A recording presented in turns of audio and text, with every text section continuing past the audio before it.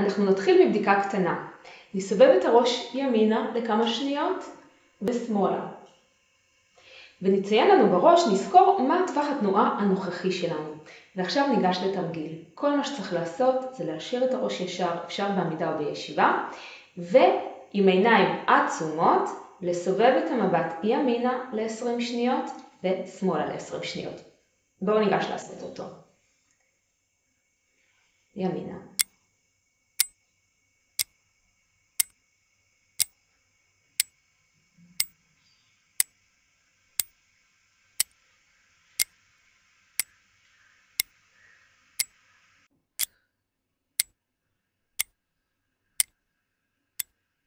ושמאלה, עם עיניים עצומות.